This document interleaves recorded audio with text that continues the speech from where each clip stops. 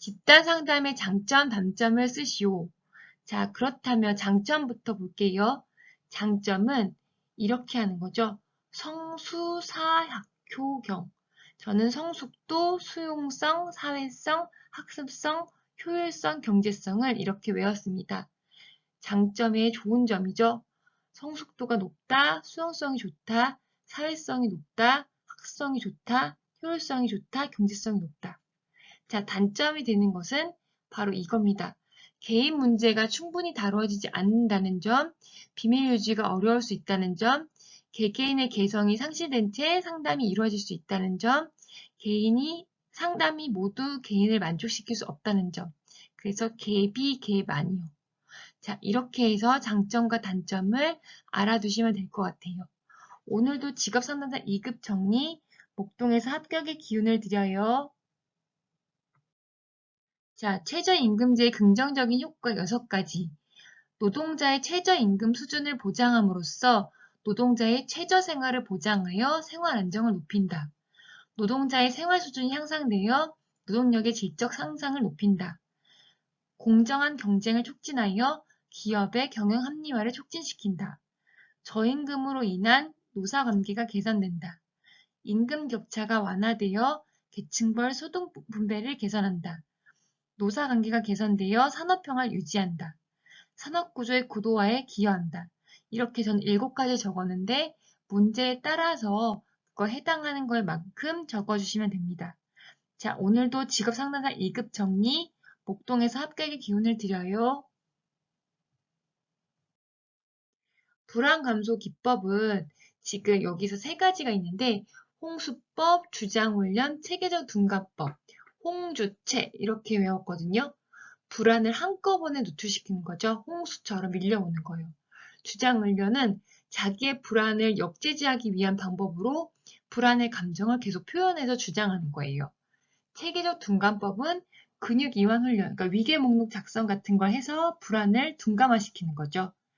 자, 학습을 촉진시키는 건 말 그대로 학습을 더 좋게 만드는 거잖아요. 강화, 변별학습, 모델링, 토큰법이 있죠. 강변, 모토 이렇게 외워서 강화는 학습자에게 강화물, 보상을 제공하여 특정 행동 빈도가 높아지게 만들죠. 변별학습은 자극의 차이에 따라 서로 다른 반응을 보이도록 유도합니다. 모델링, 모방법은 다른 사람의 행동이나 결과를 모방하는 거죠. 토큰법은 바람직한 행동을 할 때마다 원하는 물건이나 교환 가능한 토큰으로 보상해주는 방법입니다. 자, 오늘 불안 감소 기법과 학습 촉진 기법을 배웠습니다. 자, 오늘도 직업상담사 2급 정리, 목동에서 합격의 기운을 드려요. 자, 실업률을 구하시오라고 한다면 이건 바로 주어지는 조건이잖아요. 15세 이상 인구, 비경제활동 인구, 취업자 수. 자, 그렇다면 주어지는 조건을 가지고 계산만 하면 됩니다.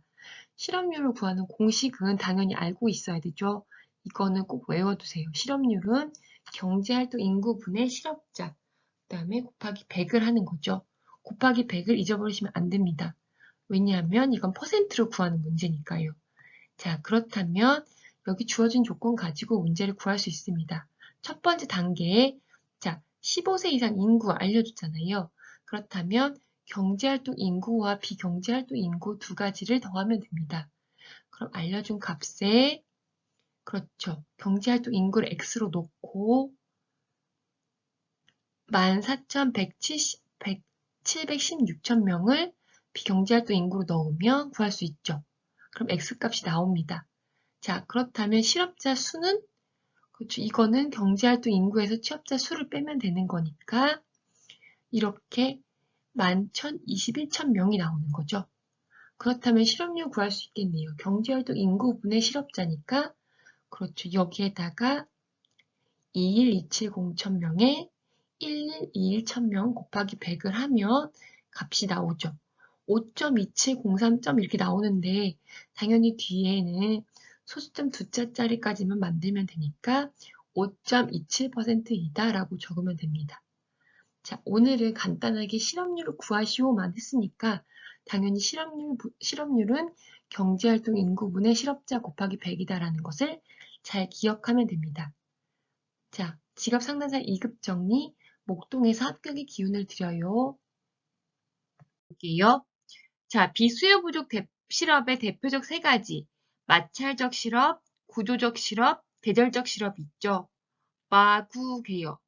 자, 비수요 부족 실업의 대표적 세 가지 마구개, 마찰적 실업이라고 하는 건 직업의 탐색 과정에서 발생하는 일시적이고 자발적인 실업이죠. 그 다음에 구조적 실업이니까 구조 변화 때문에 생기는 거잖아요. 산업 구조의 변화로 인해 노동력의 수요와 공급이 불일치하여 발생하는 실업입니다.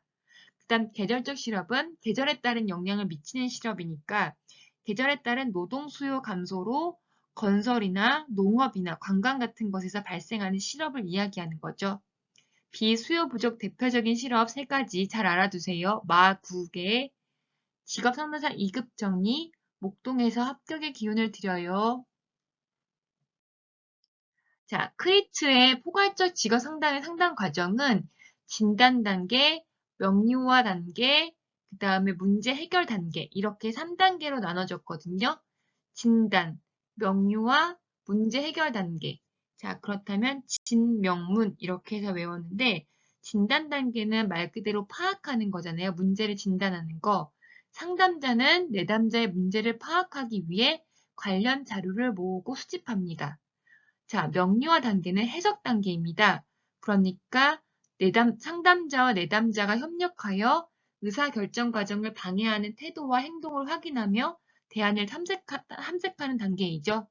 그 다음에 세 번째 문제 해결 단계는 문제 해결하는 거니까 내담자 자신의 문제를 확인하고 문제 해결을 위해 어떻게 행동할 것인지 결정하고 그것을 해결하기 위해 노력합니다. 이렇게 해서 진명문 이렇게 외워주시면 됩니다. 포괄적 직업 3단의 상담 과정, 진명문.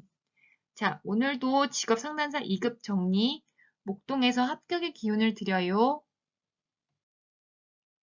보딘의 심리적 원인 5가지, 선택의 불안, 확신의 결여, 의존성, 내적 갈등, 자아 갈등이라고도 하죠. 그 다음에 정보의 부족, 이렇게 해서 5가지죠. 저는 불확의 갈부, 이렇게 외웠습니다. 불확의 갈부. 자, 자기가 외우기 쉬운 걸로 외우시면 돼요. 선택의 불안은 타인이나 사회 요구로 인해 개인의 갈등이나 불안이 생기는 거죠. 확신의 결여, 확신이 없는 거잖아요. 그러니까 진로나 직업 선택, 미래에 대한 확신이 부족한 거예요. 의존성, 누구한테 자꾸 의존하는 거잖아요. 주변이나 타인에게 의존하는 경우가 생기는 거죠. 바로 내적 갈등이라고 하는 건 자아 갈등이라고도 하죠. 자아 개념 간의 심리적 내적 갈등으로 어려움이 생기는 거죠.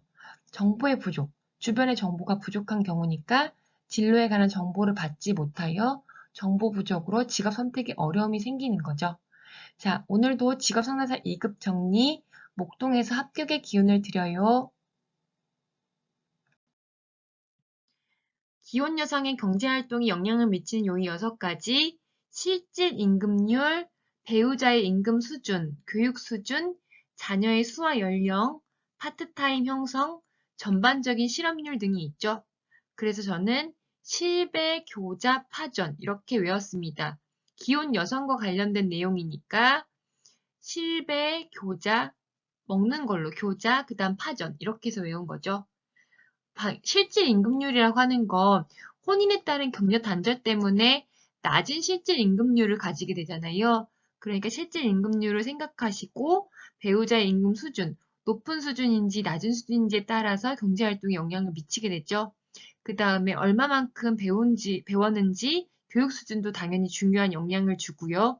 그 다음 자녀 수가 많거나 어리면 이것도 경제활동에 영향을 미치죠. 그 다음 파트타임을 형성하게 되잖아요. 시간제 같은 거. 그 다음에 전반적인 실업률 문제가 바로 경제활동에 영향을 미치게 됩니다. 자, 오늘 그러면 직업상담사 2급 정리, 목동에서 합격의 기운을 드려요. 게슈탈트 형태주의 상담은 상담기법 3가지가 있는데요. 우선은 상담기법 3가지 이상 쓰시오라고 한다면 우선 이렇게 4가지를 한번 외워보고 그 3가지를 쓰시면 됩니다. 욕구와 감정의 자각, 빈 의자 기법, 과장하기, 꿈 작업이요. 욕빈 과꿈 이렇게 외우시면 되는데요. 욕구와 감정의 자각은 말 그대로 욕구와 감정을 느끼는 거잖아요. 내담자가 느끼는 욕구와 감정을 자각시키는 거죠. 빈 의자 기법은 빈 의자, 말 그대로 의자가 빈 의자라고 생각을 하고 거기에다 투입하는 거예요. 현재 없는 사람이 실제 의자에 앉아 있는 것처럼 투사하여 내담자의 감정을 표현하는 거죠. 과장하기 기법은 내담자의 행동과 언어를 과장하여서 욕구와 감정을 명확히 자각하는 겁니다. 꿈 작업은 꿈을 현재 일어난 사건처럼 생각하고 연기해 보는 거죠. 그렇게 해서 형태주의 상담 기법을 통해서 알아내는 겁니다. 자, 직업 상담사 2급 정리, 목동에서 합격의 기운을 드려요.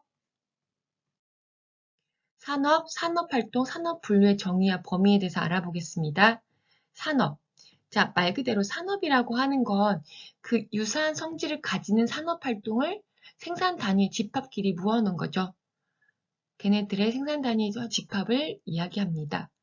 그 다음 산업활동이라고 하는 것은 활동하는 거잖아요. 그러려면 당연히 각 생산 단위가 가지는 자원, 그러니까 노동, 자본, 원료 같은 것을 투입하여 재화나 서비스를 생산하는 활동 과정 전체를 이야기합니다.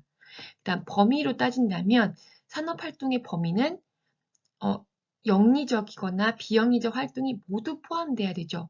그렇지만 가정 내의 가사활동은 돈을 벌거나 이런 게 아니기 때문에 이런 거는 가사활동은 제외합니다.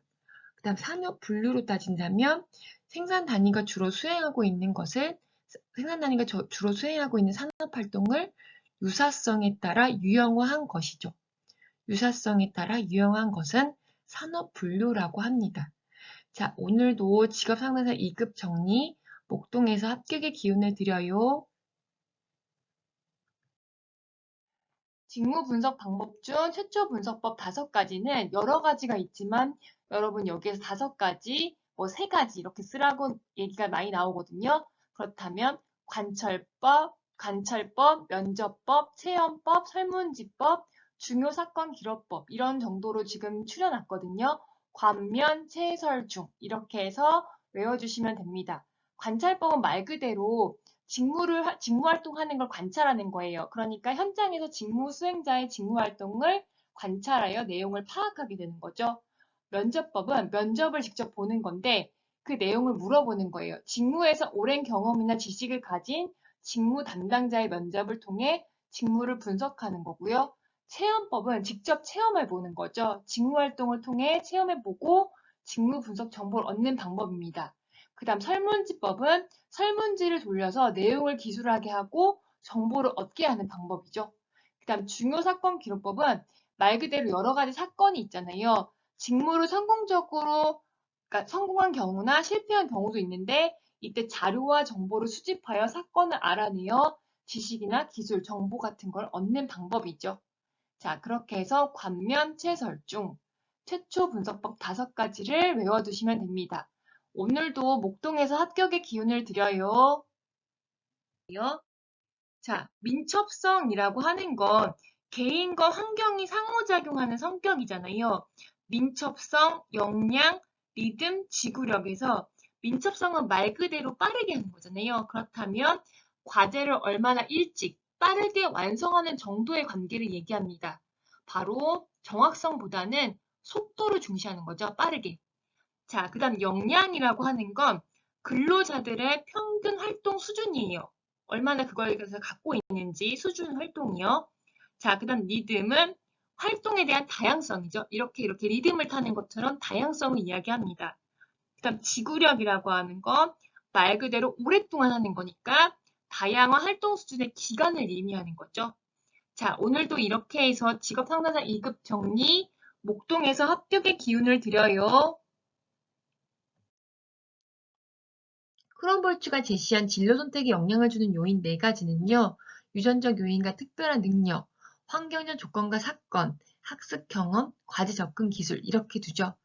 유한학과, 유전적 요인과 특별한 능력은 말 그대로 인종이나 성별, 신체적인 모습, 지능, 재능 이런 개별적인 걸 얘기하는 거죠.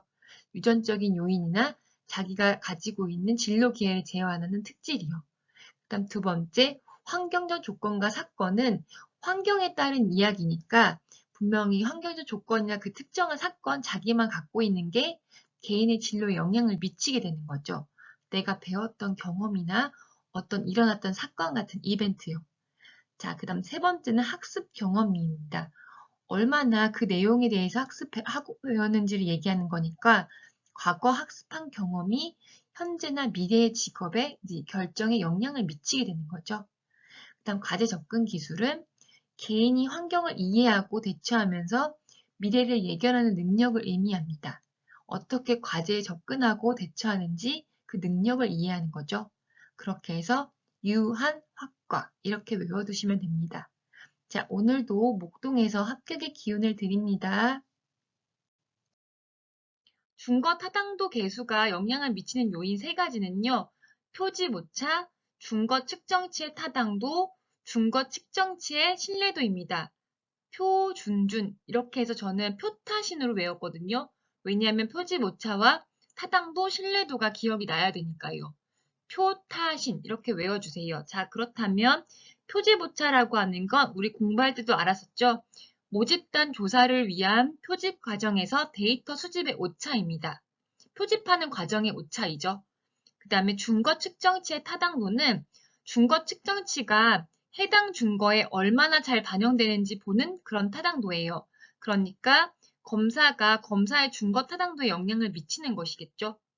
그 다음 준거 측정치의 신뢰도는 얼마나 그걸 신뢰할 수 있는지라는 거니까 당연히 준거 측정치의 타당도를 계산하는 준거 측정치가 신뢰도에 영향을 미치는 걸 말합니다. 자, 그렇게 해서 준거 타당도 계수 영향을 미치는 요인 세 가지 표타신 잘 외워두시기 바랍니다. 오늘도 목동에서 합격의 기운을 드려요. 자, 의사그룹 분석 TA 상담 기법에서 주장하는 역동적 자아 상태의 구조 세 가지는요. 부모 자아, 성인 자아, 어린이 자아이죠. 부모 자아는 어버이 자아라고도 합니다. 그렇다면 부모로부터 받은 영향을 비판 없이 재현하는 자아를 말합니다. 자, 그 다음 성인 자아는 어른 자아를 이야기하는 거잖아요. 현실을 이성적으로 판단하여 합리적으로 해결책을 찾는 자아를 이야기합니다. 어린이 자아는 말 그대로 아직은 성숙하지 못한 어린 단계예요. 그렇기 때문에 어린 아이처럼 행동하거나 감정을 그대로 표현하는 자아 상태를 이야기하는 거죠. 부성어, 부모 자아, 성인 자아, 어린이 자아 이렇게 세 가지 구조를 알아두시면 됩니다. 오늘도 목동에서 합격의 기운을 드려요. 실존주의 상담자들이 가지는 궁극적인 관심사 4가지. 죽음과 비존재, 자유와 책임, 진실성, 삶의 무의미성, 죽자 진무 이렇게 외우시면 되거든요. 죽음과 비존재는 삶은 죽음과 분리할 수 없으니까 인간은 미존재에 대한 불안감을 가진다는 의미입니다. 자유와 책임은 자유로운 건 좋은데 그거에 따른 책임을 가지는 거잖아요. 그러니까 인간은 자기 결정력이 있는 존재로 선택과 그것에 대한 책임이 있다라고 알아두시면 됩니다. 진실성이라고 하는 것은 인간은 진실성이 있는 존재로 진실성 있는 노력을 해야 한다라는 거죠. 궁극적인 관심사 중에 진실성입니다. 그 다음 삶의 무의미성은 무의미성이라고 하는 건 없다는 거잖아요. 인간은 삶을 통해 자신의 존재의 의미를 발견하게 되는 거죠. 그래서 삶의 무의미성이라고 이야기하면 됩니다. 자, 오늘도 직업상담사 2급 정리, 목동에서 합격의 기운을 드려요. 자, 타당도의 종류 4가지는요. 준거 타당도, 안내 타당도, 내용 타당도, 구성 타당도 이렇게 나눠지죠. 준, 안, 내, 구. 준거, 안내, 내용, 구성. 자, 준거 타당도는 검사가 특정 준거, 기준에 맞는 어느 정도의 관련성이 있는지를 알아보는 것을 말합니다. 안내 타당도는 검사를 받는 사람에게 타당도를 안내해서 그러니까 물어보니까 검사가 타당한지 알아보는 것을 이야기하는 거죠. 안내 타당도. 그 다음 내용 타당도는요. 측정하고자 하는 검사 문항들이 얼마나 내용 영역을 잘 반영하는지 알아보는 것을 이야기합니다. 구성 타당도는 측정하고자 하는 추상적 개념들이 실제로 측정 도구에 제대로 측정되고 있는지, 그러니까 구성되었는지 확인하는 것을 이야기하는 거죠. 구성타당도까지 있습니다. 자, 이렇게 해서 준거, 안내, 내용, 구성, 준안, 내구 이렇게 외워두시면 됩니다. 타당도의 종류 4가지 잘 기억해 두세요. 오늘도 목동에서 합격의 기운을 드려요. 자, 스트롱이 말한 직업 흥미검사의 척도 3가지는요. 일반 직업 분류, 기본 흥미 척도, 개인 특성 척도이죠. GOT라고 하는 일반 직업 분류와 기본 흥미 척도라고 하는 BIS, 그 다음 PSS라고 하는 개인 특성 척도입니다. 자, GOT는요, 홀랜드 육각형 모형을 기초로 해서 자신이 가지는 6가지 유형의 흥미에 대한 포괄적인 전망을 측정하는 겁니다. 기본 흥미 척도 BIS는요, 6개의 기본 흥미 척도를 세분화한 것으로 25개의 특정 주제와 활동에 대한 개인의 흥미를 측정한 것입니다. 개인 특성 척도인 PSS는 일상생활과 일에 대한 광범위한 특성에 대해서 개인이 선호하고 편안하게 느끼는 것을 4가지 영역으로 측정한 것을 이야기하죠. 자, GOT, BIS, PSS 이렇게 해서 직업 흥미 검사의 척도 3가지 잘 알아두시면 됩니다. 자, 오늘도 직업 상담사 2급 정리, 목동에서 합격의 기운을 드려요. 로키스트와 데이비스의 직업 적응 이론에서 직업 적응 방식 4가지, 끈기, 적극성, 반응성, 융통성, 끈적, 반융, 끈적, 반융, 끈기는 오랫동안 참아낼 수 있는 정도죠. 끈기. 얼마나 오랫동안 그것을 끈기 있게 하냐 이런 건 얘기하는 거니까 끈기는 알 수 있을 거예요. 그 다음 적극성, 적극적으로 자신과 환경을 조화롭게 만들려고 노력하는 정도이죠. 적극적으로 하면 조화롭다. 전 이렇게 외웠거든요. 적조. 자, 반응성이라고 하는 거는 말 그대로 직업 성격이 변하면 그것에 맞게 환경도 반응하는 정도, 반응성을 얘기하는 거죠. 그 다음에 융통성이라고 하는 건 맞춰나가는 거잖아요. 개인적 환경과 작업 환경 간의 융통성 있게 부조화를 참아내는 정도를 바로 융통성이라고 하죠. 직업 적응 방식 4가지, 끈적, 반융, 끈기, 적극성, 반응성, 융통성. 오늘도 목동에서 합격의 기운을 드려요. 정신분석 상담에서 불안의 유형 3가지, 신경질적 불안, 현실적 불안, 도덕적 불안이 있죠. 신경질적 불안은 자아와 원초와 간의 갈등이에요. 본능이 통제되지 않아서 생기는 불안이죠. 현실적 불안은 현실에서 지각하는 실제적 위험을 느끼는 자아의 불안 상태를 얘기하는 거죠. 그 다음 도덕적 불안은 원초아와 초자아 간의 갈등을 이야기합니다. 수치심과 죄의식을 느끼는 불안 같은 것을 도덕적 불안이라고 하는 거죠. 자, 오늘도 직업상담사 2급 정리, 목동에서 합격의 기운을 드려요. 자, 진로상담 과정에서 관계 수립을 위한 기본 상담 기술 6가지, 공감, 경청, 명료와 반영, 직면, 요약과 재진술입니다. 자, 대부분 5가지를 쓰라고 나오기 때문에 기억나시는 걸 잘 정리했다가 쓰시면 됩니다. 공감은 상담자가 자신이 직접 경험하지 않고도 내담자의 감정을 거의 같은 수준으로 이해하는 능력이죠. 공감하는 거잖아요. 그다음 경청이라고 하는 건 잘 들어주는 거니까 내담자가 표현하는 언어적 의미 외에 비언어적인 의미까지 세심하게 주목하는 것을 이야기합니다. 명료화라고 하는 것은 내담자의 모호한 생각과 감정의 표현을 상담자가 분명하게 밝히는 것을 이야기하는 거죠. 다음 반영이라고 하는 것은 내담자의 생각과 말을 상담자가 다른 참신한 말로 구현하는 것을 이야기합니다. 직면은 완전히 다가와지는 거니까 상담자가 내담자의 말의 불일치를 지적해 주는 것입니다. 바로 직면해서 얘기해 주는 거죠. 요약과 재진술은요. 상담자의 진술이나 상황을, 그러니까 사건 같은 그런 거에 대한 핵심 내용을 상담자의 말로 요약하고 바꾸어 되돌려주는 기술을 이야기합니다. 그게 바로 재진술인 거죠. 요약과 재진술. 자, 이렇게 6가지를 얘기했는데 대부분 5가지 쓰라고 하기 때문에 이 중에서 여러분은 5가지 선택해서 잘 공부해 두시면 됩니다. 자, 오늘도 직업 상담사 2급 정리, 목동에서 합격의 기운을 드려요. 갤라트가 제시한 진로 의사 결정 단계 8단계.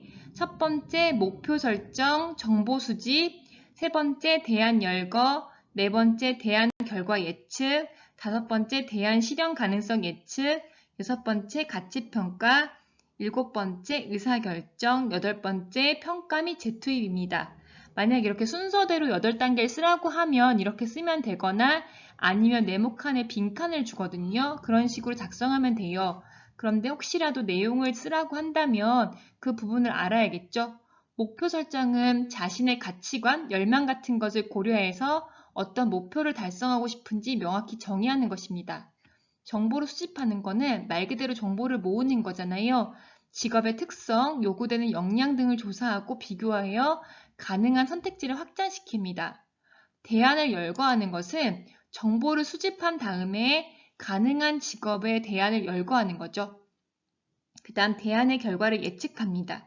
직업의 장단점을 평가하고 대안의 결과를 예측해 보는 거죠. 그 다음 대안 실현 가능성을 이제 예측해 봅니다. 결과 예측한 후에 얼마만큼 실현 가능한지 예측하는 거니까 자신의 능력, 시간, 자원 같은 것을 생각해서 직업을 실제로 달성할 수 있을지 없을지 실현 가능성을 예측해 보는 거죠. 그 다음 여섯 번째로는 가치 평가예요. 가치를 평가한다는 거는 우리가 그 진로 우선 결정 단계에서 대안들을 가치적 관점에서 평가하고 자신의 가치관과 목표에 맞는지를 함께 고려해 보는 거죠. 그 다음 의사결정 단계에서는요. 확보한 정보와 평가를 종합하여 최종적으로 직업을 선택하고 그 다음 자신의 목표와 가치, 그런 가능성을 고려해서 이제 결정하는 겁니다. 그 단계가 바로 의사결정 단계이죠. 그 다음 마지막 8번째는 평가 및 재투입이잖아요. 선택한 직업에 대한 성과를 확인하고 목표에 도달했는지를 이제 평가하는 겁니다. 만약 그게 맞지 않는다면 다시 재투입 단계를 해서 다시 진로 우선 결정 단계로 시작하는 거죠. 자, 그렇게 해서 진로 우선 결정 단계 8단계를 알아봤습니다. 목표 설정, 정보 수집, 대안 열거, 대안 결과 예측, 대안 실현 가능성 예측, 가치 평가, 의사 결정, 평가 및 재투입 이렇게 해서 8단계입니다. 자, 오늘도 목동에서 합격의 기운을 드려요. 자, 직업심리검사에서 신뢰도를 추정하는 방법은 3가지가 있는데요. 동형검사 신뢰도, 반분검사 신뢰도, 검사, 재검사 신뢰도 이렇게 해서 3가지가 있죠. 동반검 이렇게 외우시면 됩니다. 동반검. 자, 그렇다면 동형검사라고 하는 거는 말 그대로 동형이라고 하는 건 유형이 비슷하다는 거잖아요. 동일한 수검자에게 첫 번째 실시한 검사와 동일한 유형의 검사를 실시하는 겁니다. 그렇게 해서 일관성을 찾는 거죠. 그 다음 두 번째는 반분 검사 신뢰도가 있어요. 반분이니까 하나의 검사를 반으로 분리합니다. 그게 반분이죠. 그걸 반으로 분리해서 검사를 실시하는 게 반분 검사 신뢰도라고 합니다. 그 다음 세 번째, 검사, 재검사 신뢰도라고 하는데요. 하나의 검사를 시기를 달리하여 2번 측정하는 거죠. 검사 한 번 하고 두 번째 검사하는 거니까 재검사. 검사, 재검사 신뢰도는 하나의 검사를 하는데 시기를 달리해서 2번 실시하는 걸 얘기합니다. 이렇게 해서 반복 측정하게 되는 거죠. 2번 검사하는 거니까요. 자, 이렇게 해서 오늘도 신뢰도 추정 방법 3가지, 동반검 이렇게 외워두시면 됩니다. 자, 직업상담사 2급 정리, 목동에서 합격의 기운을 드려요. 자, 대부분 문제에서 스트레스 요인 3가지를 쓰시오라고 나오는데 4가지를 정리해봤거든요. 과제 특성, 역할 갈등, 역할 모호성, 산업의 조직 문화 풍토요. 그렇게 해서 과갈 모토, 전 이렇게 외웠거든요. 과갈 모토.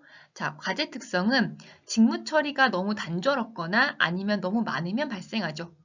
역할 갈등은 산업 집단 내에 타인들이 가지고 있는 역할 기대가 서로 다르기 때문에 오는 스트레스 유형입니다. 일단 역할 모호성은 애매모호한 걸 얘기하는 거잖아요. 직무의 역할이 모호할 때 오는 스트레스의 유형입니다. 산업의 조직 문화 풍토는요. 직무 당사자인 개인이나 집단은 산업 및 조직 문화의 특수성에 따라 스트레스를 받을 수 있게 되죠. 이게 바로 그 조직 문화의 풍토에 오는 스트레스입니다. 이렇게 해서 과갈모토. 자, 오늘도 스트레스 요인 4가지를 살펴봤거든요. 직업 상담사 2급 정리, 목동에서 합격의 기운을 드려요. 내담자 중심, 인간 중심 3단 기법의 필수 조건은요. 첫 번째, 공감적 이해. 두 번째, 감정의 반영. 세 번째, 적극적인 경청입니다. 공감경.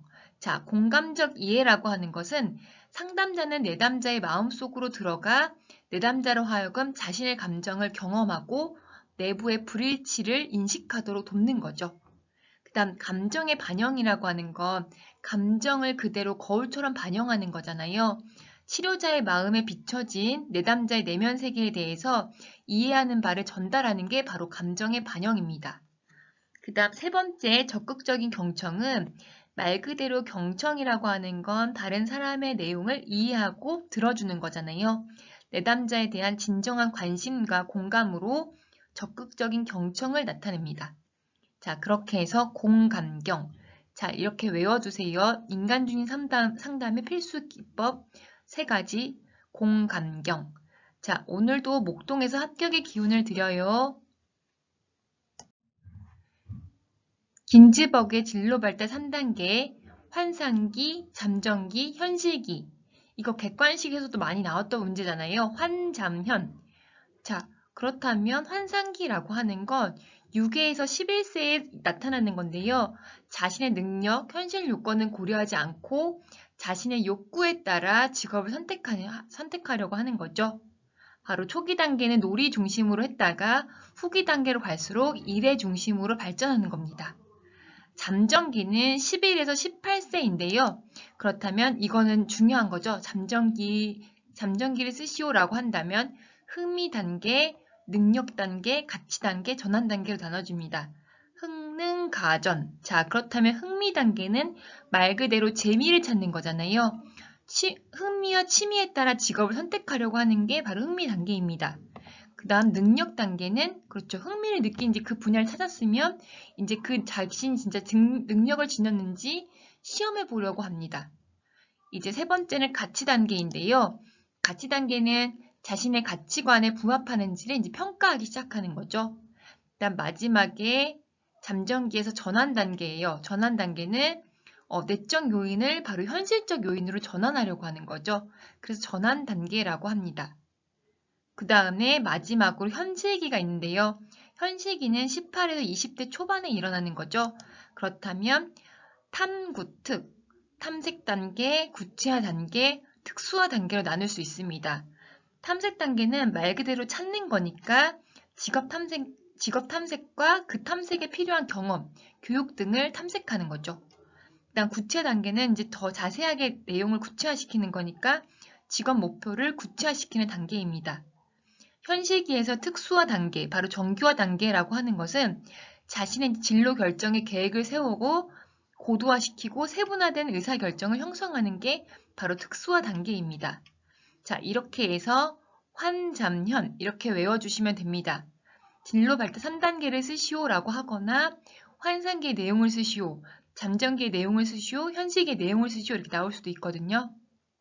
자, 오늘도 그러면 직업상담사 2급 정리, 목동에서 합격의 기운을 드려요. 아들러의 개인주의 상담 과정의 목표는요. 내담자가 사회적 관심을 가지도록 돕죠. 그 다음 두 번째, 패배감을 극복하고 열등감을 극복하도록 돕습니다. 그 다음에 세 번째, 잘못된 가치와 목표 수정을 돕는다. 네 번째, 동기 수정에 초점을 두고 잘못된 동기를 바꾸도록 수정하도록 돕는 거죠. 그 다음 다섯 번째, 사회 구성원으로 사회에 기여하도록 돕는다. 자, 전 이렇게 해서 사패수수사 이렇게 외웠거든요. 바꾸도록 돕는다는 게 수정이었기 때문에 사패수수사 이렇게 외우시면 됩니다. 사회적 관심, 패배감, 수정. 그게 바로 가치와 목표를 수정하는 거. 그 다음에 동기도 바꾸도록 돕는 수정. 그 다음에 이번에 마지막으로 이것들로 사회적 구성원으로 기여하는 거죠. 사회에 기여하도록 돕는 거. 이렇게 해서 사패수수사. 자, 오늘도 개인주의 상담과정의 목표 알아봤습니다. 목동에서 합격의 기운을 드려요. 경제활동 참가율 구하시오 이렇게 문제가 나오는데요. 이건 다 주어지는 조건이에요. 15세 이상 인구, 비경제활동 인구, 취업자 수요. 자, 그럼 여러분은 이것을 가지고 문제를 풀면 되는데 문제는 지금 여기에 제가 적어놓은 회색 글씨 보이나요? 이 부분은 무조건 암기하고 계셔야 됩니다. 15세 이상 인구는 생산 가능 인구수를 얘기하는 건데요. 경제활동 인구와 비경제활동 인구를 두 개를 더해야 됩니다. 그렇다면 경제활동 인구란 그렇죠. 실업자 수와 취업자 수를 합한 값이죠. 취업자 수는 임금 근로자 수에다가 비임금 근로자 수를 합한 것입니다. 이걸 가지고 여러분은 문제를 푸는데요. 오늘은 경제활동 참가율을 구하시오라고 했으니까 이걸 암기하고 계시면서 문제를 풀어볼게요. 자, 15세 이상 인구라고 하는 것은 여기 값을 주어줬잖아요. 3598 6,000명. 그렇다면 경제활동 인구와 비경제활동 인구를 더해야 되니까 3598 6,000명은 당연히 X값에 비경제활동 인구를 더하면 됩니다. 자, 그렇다면 X값, 우리가 구하고 싶은 값은 경제활동 인구잖아요. 그렇다면 값이 나오겠죠? 두 번째, 경제활동 참가율을 구하는 게 우리의 목표이니까 경제활동 참가율을 구하려면 15세 이상 인구분의 경제활동 인구 곱하기 100 이 문제를 해가지고 풀어야 되잖아요. 그러니까 3598 6,000명에 2127 0,000명 곱하기 100을 해서 값을 구하는 거죠. 여기 지금 계산이 틀렸네요. 그렇다면 값은 59.11%가 나오겠죠.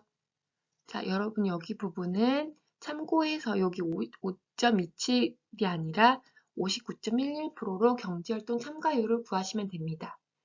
자, 오늘도 그러면 경제활동 참가율을 계산해 봤는데요. 오늘도 직업상담사 2급 정리, 목동에서 합격의 기운을 드려요. 자, 그렇다면 주어지는 조건이 있죠.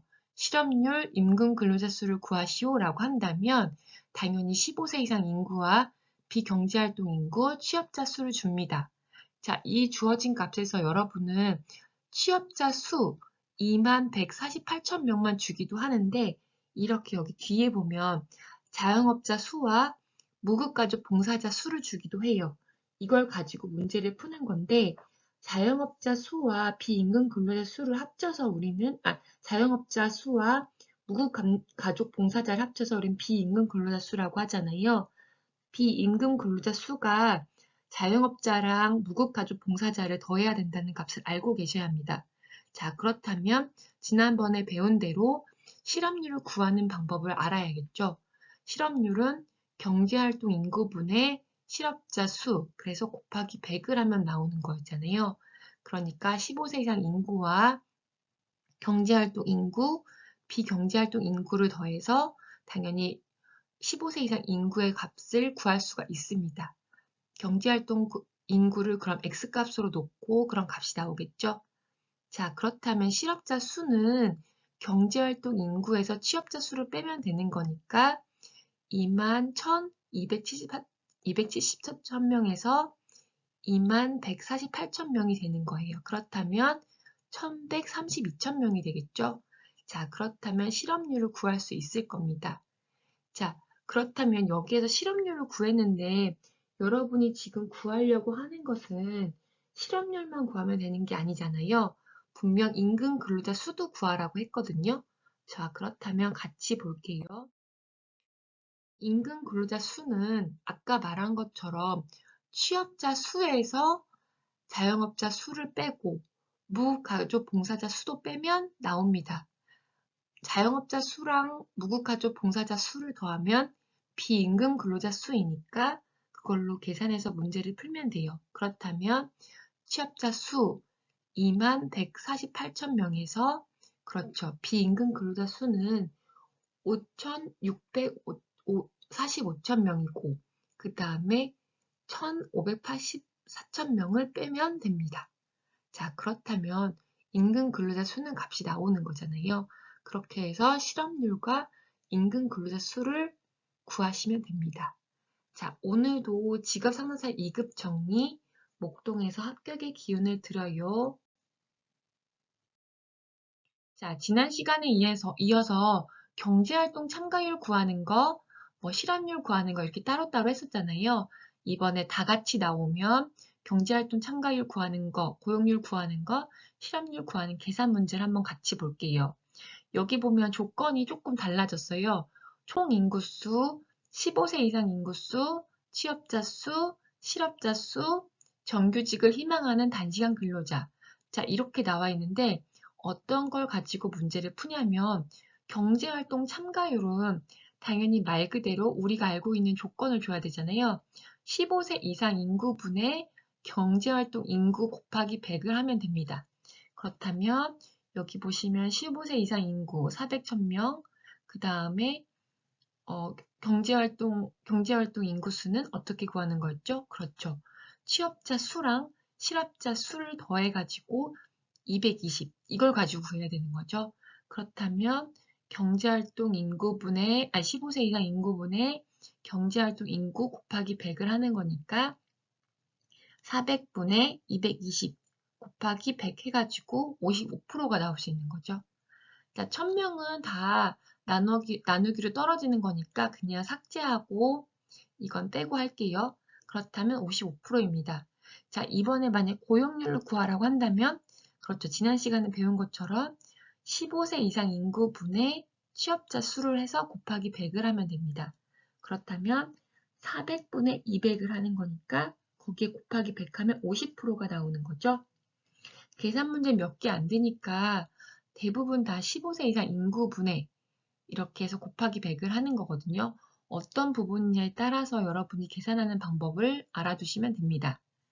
자, 그 다음 여기서 구하는 거 실업률 구하는 마지막 문제를 보는 거죠. 자, 실업률을 구한다면 위에 있는 조건을 가지고 계산하는 거니까 실업률 여러분 잘 아시잖아요. 이번에 그 15세 이상 인구를 구하는 게 아니라 그렇죠. 경제활동 인구분의 실업자 곱하기 100을 하는 거죠. 그렇다면 경제활동 인구는 아까 이걸 구하는 계산 방법으로 취업자 수와 실업자 수를 더해서 220이 나올 거예요. 그렇다면 220분의 20 곱하기 100을 하니까 약 9.089 이런 식으로 나올 거예요. 그러니까 약 9.1% 이렇게 얘기하면 되는 거겠죠. 자, 그럼 오늘도 경제활동 참가율, 고용률, 실업률을 계산해 보았습니다. 오늘도 직업상담사 2급 정리, 목동에서 합격의 기운을 드립니다. 자, 임금 근로자 수를 구하시오라고 하는데요. 여기서는 당연히 조건을 잘 봐야 합니다.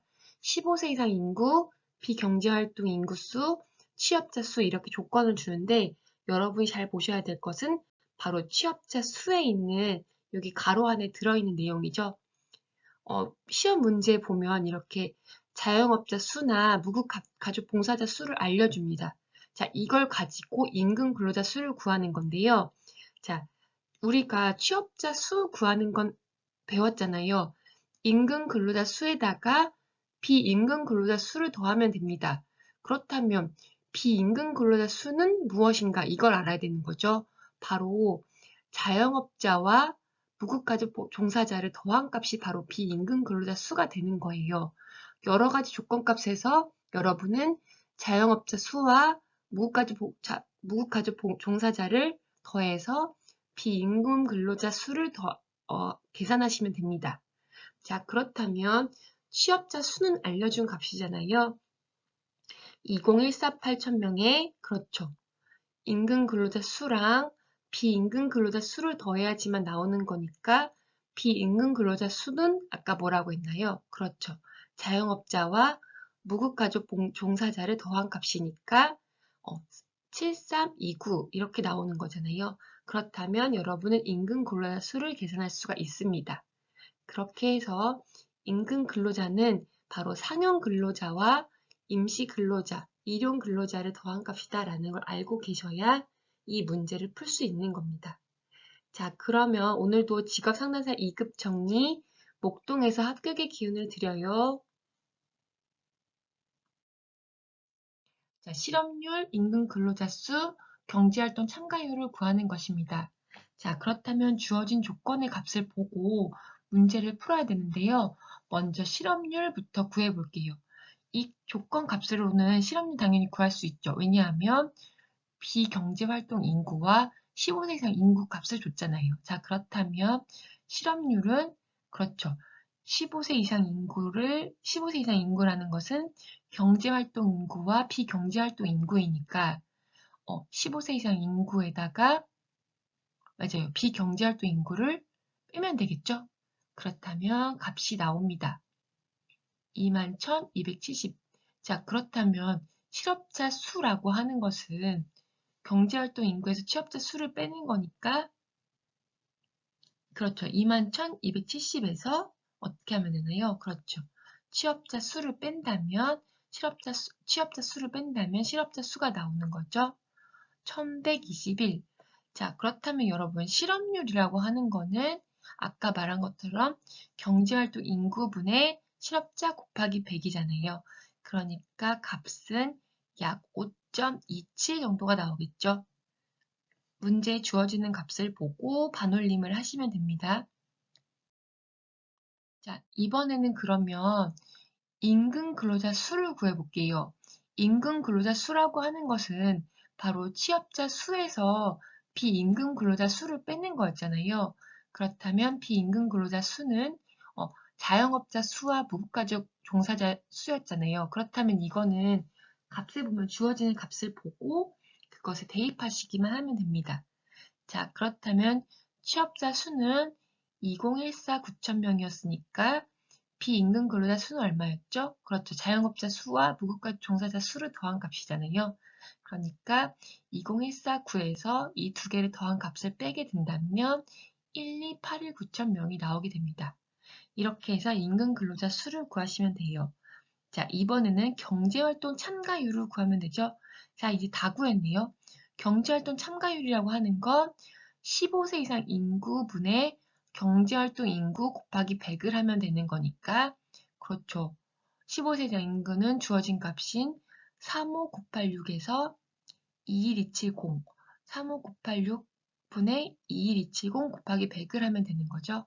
그렇다면 약 59.1% 정도가 나오겠네요. 자, 오늘 이렇게 실업률, 임금 근로자 수, 경제활동 참가율을 한꺼번에 나왔거든요. 자, 이렇게 문제가 나올 수도 있으니까 하나씩 정리해서 계산 문제 정리하시기 바랍니다. 직업 상담사 2급 정리, 목동에서 합격의 기운을 드려요. 자, 노동 공급을 구하시오. 이렇게 문제가 나오잖아요. 그렇다면 여러분한테는 노동 공급 단위와 임금, 그다음 한계 수입 생산을 주어지는 값으로 주실 겁니다. 자, 그렇다면 여기에 왼쪽에 단위값이 나오고요. 임금, 한계 수입 생산이 나오는데 문제를 잘 보고 풀어야겠죠. 노동 공급이 7단위일 때 한계 노동 비용을 구하시오라고 한다면 이 문제에서 7단위는 7단위 찾을 수 있죠. 7단위에서 임금은 10, 그 다음 한계 수입 생산은 38이라는 걸 알 수 있을 겁니다. 이걸 가지고 문제에 체크해 두셨다가 문제를 풀으시면 됩니다. 자, 한계 노동 비용을 구해야 되는데요. 지금 알려주는 값은 한계 수입 생산인 38을 알려줬잖아요. 그렇다면 한계 노동 비용이라고 하는 건 1단위 증가분에 따른 노동 총 비용이에요. 그렇다면 7단위에서, 그러니까 6단위에서 7단위로 한 단계 올라간 거잖아요. 그럼 1단위 증가분은 1단위 증가분에 따른 노동 총 비용을 알 수 있겠죠. 바로 7단위 7단위 공급 노동 총 비용은 바로 7단위에서 임금이 10이고 한계 수입 생산이 38이니까 그렇죠. 7단위 곱하기 임금 10을 하면 70이 나옵니다. 그렇다면 한 단위 1단위 증가물에 따른 노동 총 비용을 구해야 되니까 6단위에서도 구하시면 됩니다. 6단위는 공급 노동 총 비용에서 6 곱하기, 그렇죠. 그때는 8이 되니까 6 곱하기 8을 하면 48인 거죠. 그렇다면 7단위에서 6단위를 빼게 된다면 70 빼기 48이니까 22가 나오는 거죠. 그렇다면 여러분은 그러니까 공급 단위 곱하기 임금이라는 계산값을 알고 이 문제를 푸시면 됩니다. 자, 그렇다면 22 값이 나오는 거고요. 자, 그럼 여기에서 두 번째 문제를 볼까요? 두 번째 문제는 뭐라고 했냐면 이때 이윤 극대화가 이루어지는 노동 공급과 임금을 구하시오. 이렇게 문제가 나오거든요. 이렇게만 따로 나올 수가 있어요. 이 표를 가지고. 그렇다면 노동 공급과 임금을 구해야 되니까 노동 공급 증가에 대한 임금도 증가하니까 수요 독점 노동시장으로 이윤 극대화를 계산해 줘야 됩니다. 그렇다면 바로 한계 수입 생산이라고 한다는 건 이 표에 우리가 한계 수입 생산을 알려주잖아요. 한계 수입 생산이라고 하는 건 한계 노동 비용일 때 이루어진다라는 거니까 여러분은 바로 지금 여기에서 어떻게 하는 거예요? 8단위에서 임금을 찾아보세요. 8단위에서 임금은 12거든요. 그렇다면 여러분 여기 잘 보세요. 62에서 50까지 얼마나 차이가 나죠? 그렇죠. 12. 또 50에서 80일 때 12. 네, 38에서 26일 때 그렇죠. 여기서 말하는 게 바로 이거죠. 전부 다 12, 12, 12씩 차이가 나니까 지금 5단위, 6단위, 7단위, 8단위, 8단위에서 전체 다 임금은 그렇죠. 12가 되는 겁니다. 그렇다면 노동 공급 단위는 바로 8이 되겠죠. 8. 자, 그렇다면 여러분 이윤 극대화를 위한 최적 고용량 도출하는 것과 그것에 대한 근거를 설명하시오. 이런 문제가 나오거든요. 자, 그렇다면 오늘 배울 문제 볼게요. 완전 경쟁 시장에서 A 제품, 단가가 100원 하는 A 제품이 있습니다. 자, 이윤 극대화를 위한 최적 고용량을 도출하는 게 문제잖아요. 그리고 그거에 대한 근거를 설명하는 거니까 여러분이 조건을 보고 그대로 하시면 됩니다. 단위당 임금은 150원. 자, 임금값 좋네요. 그리고 단가는 100원이라고 알려줬습니다. 자, 그렇다면 계산하는 거 쉽네요. 자, 여기에 노동 투입량 0, 1, 2, 3, 4 이렇게 하면서 0부터 6까지 줬고 총 생산량은 0, 2, 4, 7, 8.5 이런 식으로 줬어요. 자, 여러분이 해야 될 건 이거잖아요. 단위당 임금이 150원일 때 이걸 찾아야 되는 거니까. 왜냐하면 기업의 이윤 극대화라는 거는 한계 생산의 가치를 찾아야 되잖아요. 한계 생산의 가치라는 게 바로 뭐예요? 그렇죠. 임금이잖아요. 그러니까 그게 같아지는 시점을 찾는 게 여러분이 해야 되는 거니까 한계 생산물의 가치라고 하는 것은 한계 생산량 곱하기 단가입니다. 그렇다면 한계 생산물의 가치는 얼마인가요? 여기서 알려줬잖아요. 그렇죠. 150이요. 방금 말한 것처럼 한계 생산물의 가치라는 것은 임금과 같아지는 때니까 같은 걸 찾으시면 됩니다. 그렇다면 150은 한계 생산량 곱하기 100이니까 한계 생산량은 얼마인가요? 1.5가 나오겠죠. 노동 투입량의 단위가 증가할수록 당연히 변하는 값은 한계 생산물이니까 여기서 말 그대로 찾을 수 있겠죠. 이렇게 계속 증가하는 값이 3에서 4 이렇게 늘어날 때 1, 2, 4에서 7, 3, 그 다음에 7에서 5 이렇게 나갔었잖아요.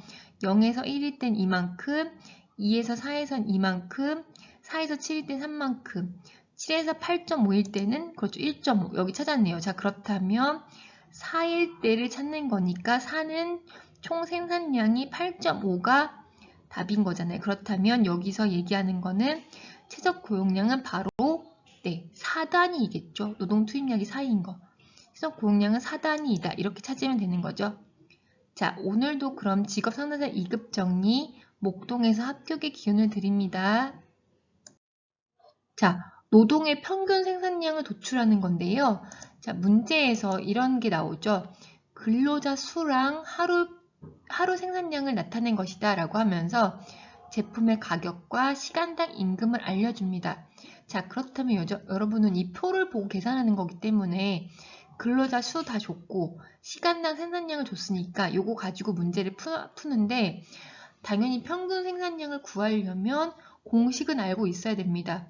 노동의 평균 생산량을 구하는 값은 그렇죠. 근로자 수분의 시간당 생산량을 나누면 됩니다. 그렇다면 평균 몇 개가 나오냐 이렇게 나올 수가 있죠. 그렇다면 근로자 수는 얼마인가요? 지금 근로자 수 5명이라고 있으니까 5분의 시간당 생산량, 여기 표에 있죠? 시간당 생산량 근로자 수가 5명일 땐 그렇죠. 30. 그렇다면 5분의 30이니까 노동의 평균 생산량은 얼마인가요? 5분의 30은 그렇죠. 6, 6개. 이렇게 구할 수 있는 거죠. 그렇게 해서 평균 생산량을 구하실 수 있습니다. 자, 오늘도 직업상승사 2급 정리, 목동에서 합격의 기운을 드립니다.